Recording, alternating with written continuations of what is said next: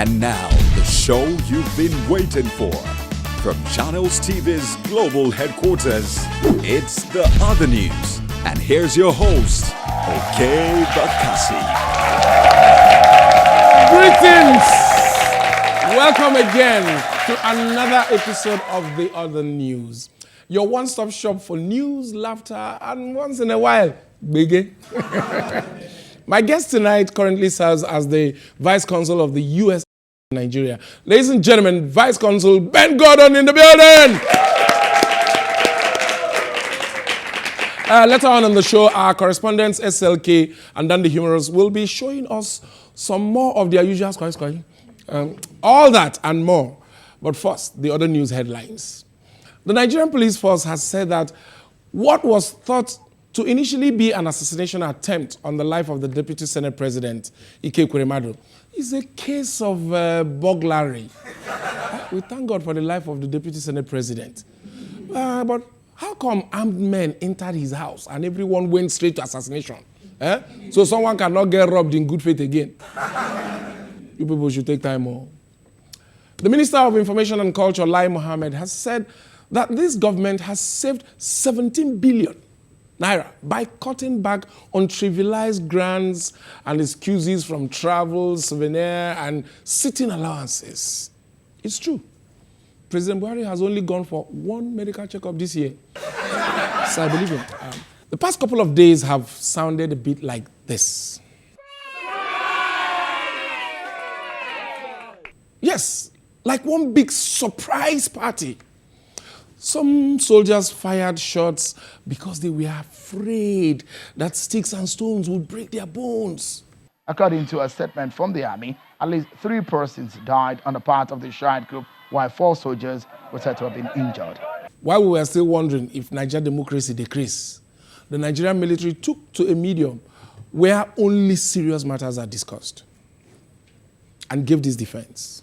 When they throw rocks like they did at the Mexico military and police, I say, consider it a rifle. Surprise.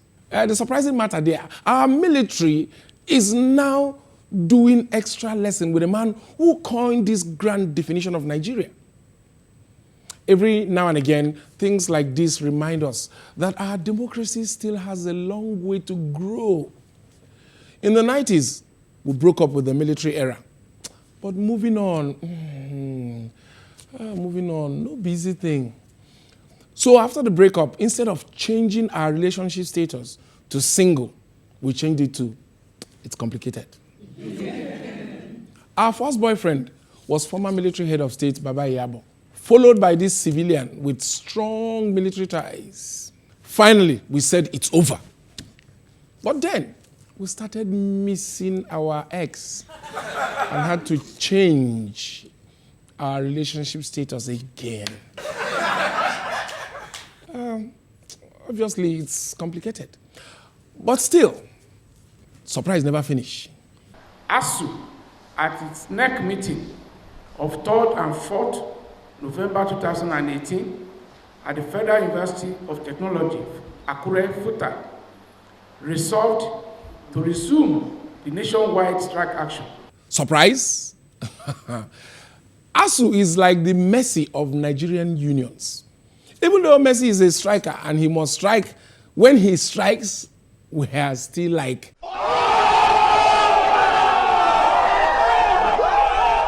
But since the federal government always keeps its promise, this time ASU's reason for striking is totally different.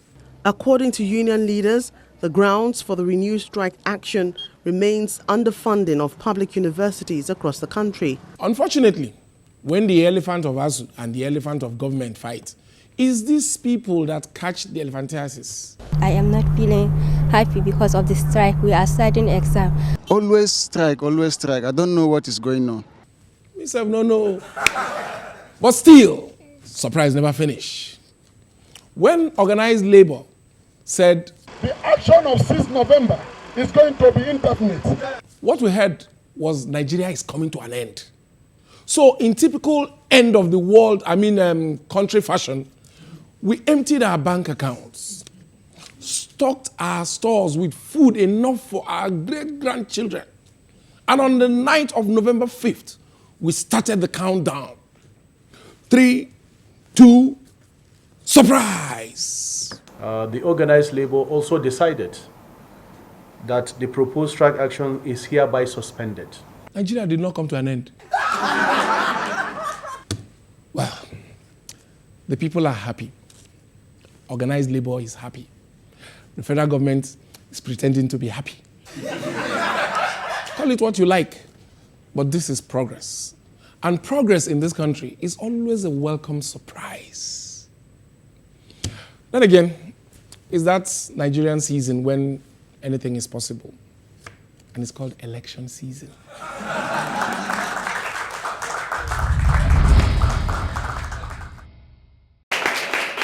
My guest tonight is a U.S. diplomat and lawyer whose job compulsorily makes Nigeria his home away from home. Ladies and gentlemen, join me as a welcome Vice Consul Ben Gordon. Please, a round of applause. A round of applause.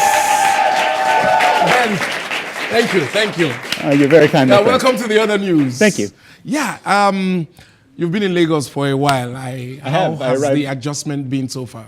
It's been good. I arrived last July. Yep. I have to say, as you mentioned, my job's compulsory. I was assigned here. I didn't necessarily get to choose. And when I was assigned here, some people who I'm sure had never been here apologized to me, said, "Oh no, I'm sorry. What did you do wrong?" But clearly, they've never had suya. They don't know. And so it's wonderful to be here. It's an exciting place to live. Thank you. Anyway, you have interacted with Nigerians in the U.S., and you've interacted with Nigerians living in Nigeria. Mm-hmm. What is the difference between these two groups of people? You know, I've been trying to think back, and I don't think I knew anyone who I knew was Nigerian, at least at the time when I was living in the U.S. After I was assigned here, I spoke to some friends and said, "Hey, I've been assigned to Nigeria," and I got a few different reactions. My grandmother was terrified. I had one friend who initially said, "Oh, well, watch out for malaria," and then I have one friend who's a college professor, and she said that she has a bunch of Nigerians in her courses, and that they are the hardest working students she knows. Oh, that's nice. All right, now that you've been here, has any of these fears come true yet? I mean, the malaria. I mean, I've met hard workers. You've met a lot of hard workers. A lot of hard workers, yes. No, I've not gotten malaria. Grandma, everything's good. Have not met anyone from Boko Haram. Again, everything's good. So, it's been a bit of an adjustment. It's quite warm here. The weather is warm. And probably humid as Much more humid than I'm used to. I did come from the desert. I lived in the western U.S. And so I'm used to the heat a bit, but not the humidity. That's taken an adjustment. But it's wonderful to be here. There's an energy to this country that I think people who have never been here could never understand. But there's always such an energy there as people are coming in and greeting each other. In the U.S., there's often kind of, "Oh, hey, how are you doing? I'm good." And everyone asks that, and that's the automatic answer. Yeah, and the greeting is usually so brief. "Hi, hello." And that's it, exactly. Exactly. But here we'll hold your hands and we'll say, "How, madam, how children? How was your night? How everybody?" Exactly. That kind of thing. We are not in a hurry to end greeting. No. Okay. The United States have been very influential in politics around the world, even in pop culture. Sure. The U.S. has dominated. So is it safe to say the American influence is partially responsible for how the world is today? I think that's fair. I think we certainly work to influence the world in some way. I mean, as a diplomat, that's my job, right? When you say influence the world, either way. Sure. Positive, negative, I'm not separating anything. So you probably be careful when you claim. I mean, as I said, I'm a diplomat. Part of my job is to attempt to influence the world. Kind of one of our overall goals at the U.S. mission in Nigeria, both our embassy in Abuja as well as the consulate here in Lagos, is to increase both Nigerian prosperity and American prosperity by our cooperation, right? Fine, that will lead me to my next question, but we'll take a break. When we come back, I'll go straight into that. Okay. Don't go anywhere. Keep watching. We're coming back.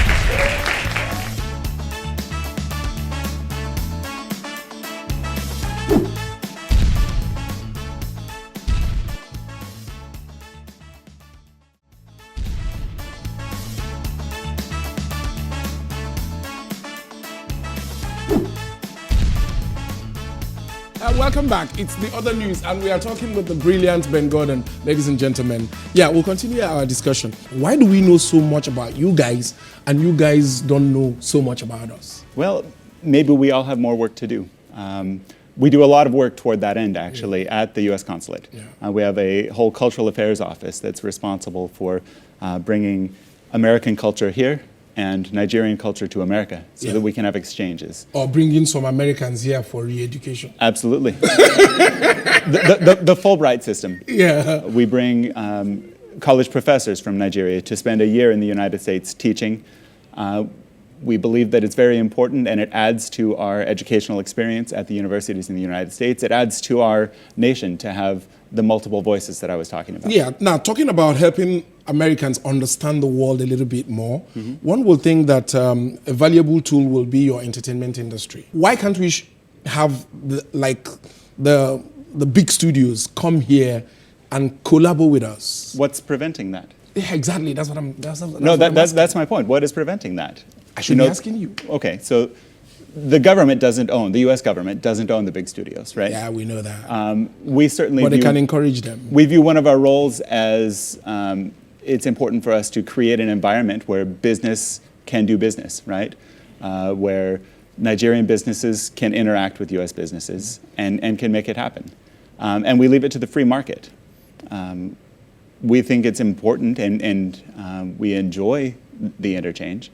I mean, I hate to bring it back to this. I do want to talk about Black Panther for a minute. Yeah. Oh no, it's beautiful. You know we love Black Panther.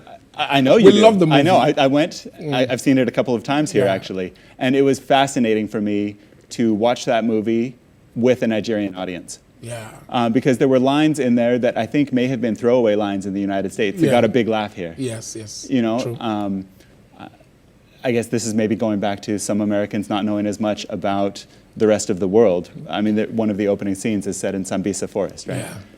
I'll bet many Americans don't know where that is. That got a big reaction here. Now, seeing how much we love America, what can an average person on the street in Nigeria say we're benefiting from our relationship with the U.S.? Well, we do a lot of things. As I said, our goal is to increase all of our prosperity, all of our lives through cooperation. We have a lot of programs that are doing some really cool things in Nigeria. We have our PEPFAR program, which provides antiretroviral treatments to literally millions of people in Nigeria who are diagnosed with HIV, helps them avoid that progressing into AIDS. I myself work with a program called the Carrington Youth Fellowship Initiative that was named after Ambassador Walter Carrington, who was the U.S. ambassador to Nigeria, spearheaded by he and his wife, Dr. Aresa Carrington. And we select Nigerian youth leaders each year for this fellowship. They're supported by a grant from our public affairs section. And these leaders then implement projects. And those projects are designed to increase education, health, civic rights, and economic empowerment here in Nigeria. So I'm working with the civil rights group. I like the economic empowerment. I was just waiting for that because here we value money for pocket. Sure. Money for pocket is important to us.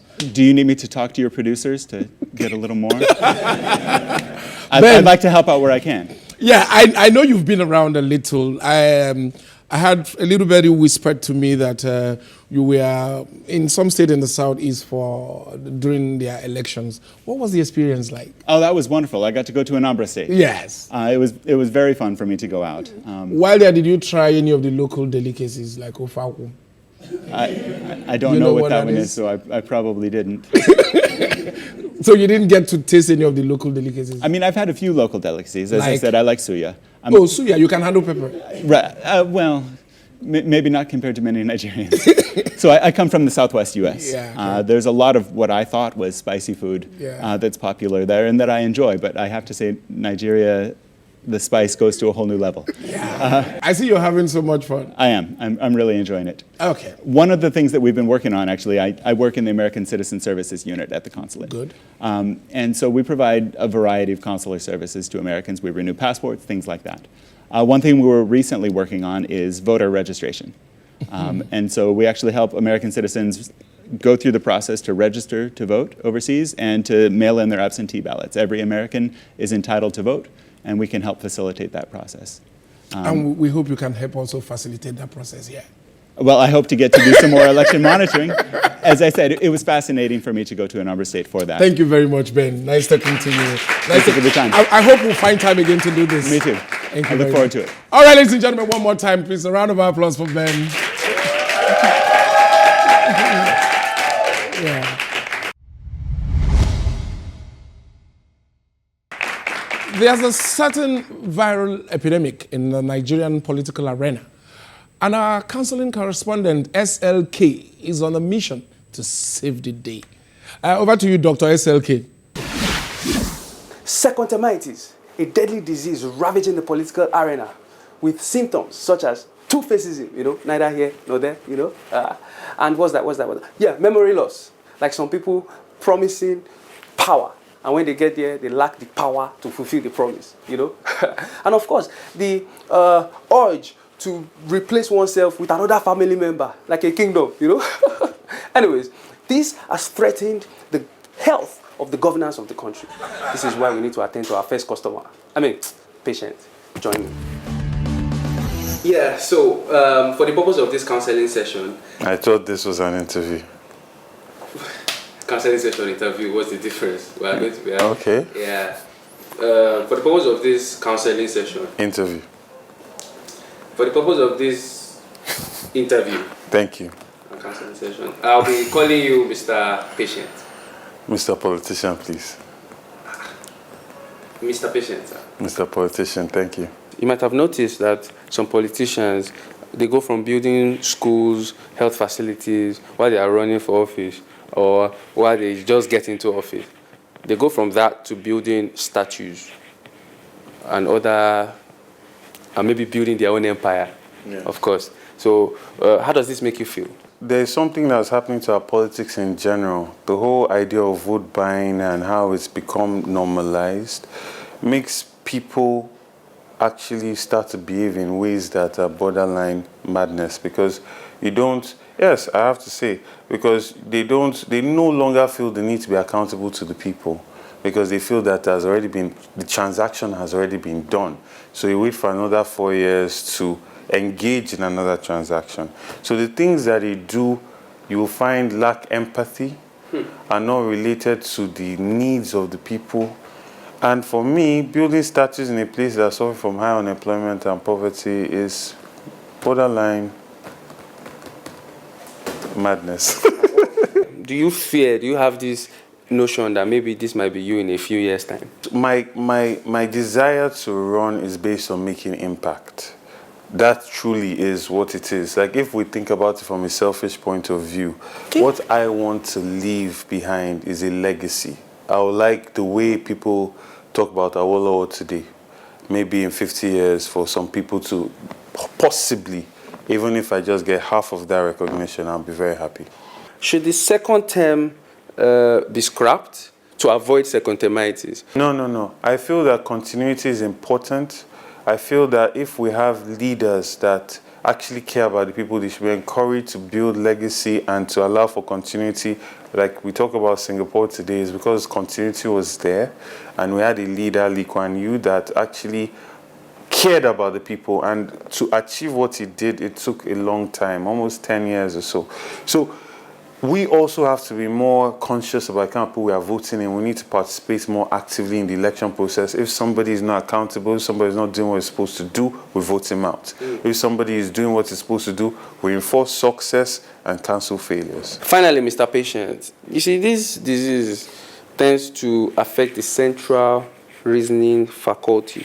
As an upcoming politician, are you willing to risk your central reasoning faculty? My central reasoning faculty is geared to making impact. Is geared to creating a better Nigeria. So do you have the immunity? Because I believe I do. Against secondaimitis? I certainly do. No, because we in our clinic, we offer free services. We are working on I think I'm fine. I'll fund your research, because we need your research. I'll fund your research. I promise to do that. No, for politicians in general that are suffering from this thing. Okay. I'll support you, because key part of my campaign. Okay. Healthcare. Okay. Thank you. Good luck with that. Thank you very much. That was a pretty good session. Our patient was quite honest, Although we can't say it was totally honest, because researchers have said that this disease is usually triggered by too much access to public funds.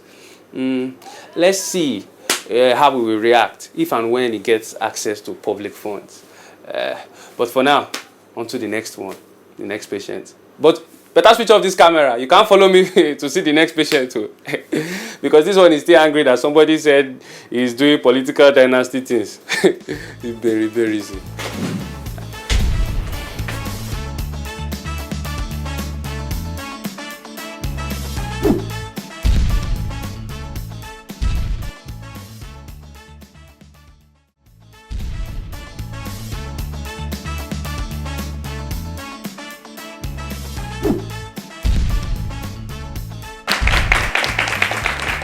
It's still the other news.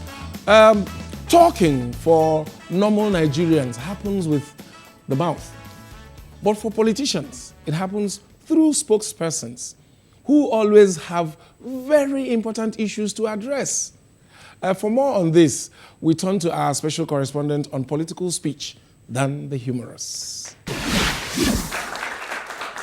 Okay, election season is upon us, and usually the main candidates are all up in our faces all the time.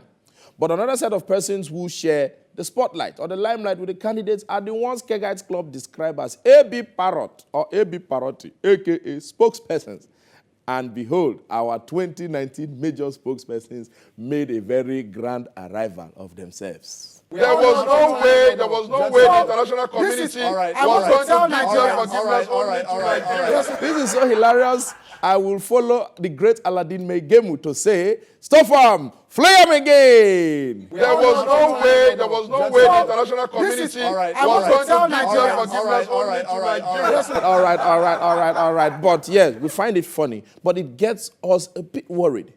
Is the 2019 election season going to be about noise and distractful discussions that will distract electorate? Because when you look at it, it's been happening. The opposition party called out Mr. President and said, Mr. President, produce your WAEC certificate. Mr. President took it notches higher. Not just to produce the certificate, but to present the certificate in a special presentation ceremony with razzmatazz and laughs and everything and hugs and kisses. In fact, when you look at their faces, I even feel that DJ Jimmy Jat was somewhere playing music alongside to have a good time. And just when you think that we will move on with that matter, PDP came again to say, hey, the certificate is fake. Haba. If it's fake, go and bring your own now. And then on the other hand, presidential candidate of the PDP, Vice President Atiku, went to Dubai with his campaign council to strategize on how to go about the elections. APC spokesperson, Mr. Yekini Nabena, said, hey, this is a wastage of funds. In fact, this wastage should be investigated. And I believe PDP must have sat one side to say, you are feeling like Rashidi Yekini Abi, you want to score number 9 goal. Will you keep quiet? Is it your wastage? Federal government, on the other hand, too, now said, okay, Guinea-Bissau, let's help you and find you something to take care of one or two things. And gave them just ordinary $500,000 US. Half of what Hush Puppy used to go and do shopping. And the next thing, Atiku presidential campaign said, oh, wastage of money. After borrowing trillions of naira, you are giving it away. No priority. And I was expecting APC to be like, my friend, don't you read the Bible? It says, give, and it shall be given unto you. Good measure, president, check it together, of more foreign loans and aids shall be given back unto us when we sow this seed into the life of Guinea-Bissau. But maybe it's like Oga Femi or Oga Festus haven't been going to Bible study recently. It's really a very busy period, so I understand. I really understand. There are several instances that could go on and on. They said that the PDP presidential candidate, Alhaji Atiku Abubakar, said he will, in fact, he has made connects to reduce fuel price to 90 naira per liter when he becomes president. And I believe that maybe when he said that with his connect, he was going like, you don't even want to mess with my connect, Nigeria, I'll never forget. And maybe Saraki and Ben Bruce would have been going, oh no. And then the next thing, Oyamo came and said, now wash. Okay, when you mean now wash, is it that This fuel no go ever low. As we don't day here and so we go there, they go higher. Well, we'll be watching to see. The point is, this is 2018. This is the 21st century. The age of the millennials, the Y and Z generations. Election discussions should not be about trivial issues. Because if you leave them now, that's how a candidate will cough now. They'll say, oh, that is how he will cough out our resources. Or another candidate now, he will just accidentally tear his trousers and say, oh, that is how he will tear the treasury.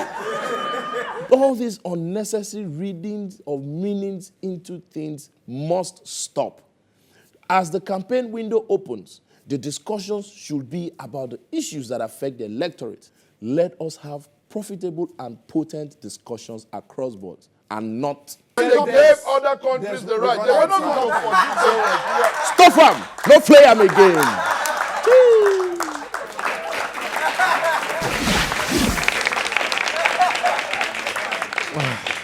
That brings us to the end of today's show. A big shout out to you all for tuning in week after week. You guys are the real MVP. You can follow and stalk us at the Other News CTV on Twitter, Facebook, Instagram, and of course YouTube. Our people say the only way to learn how to cut a tree is by cutting a tree. Till next time, my name is Okey. Peace!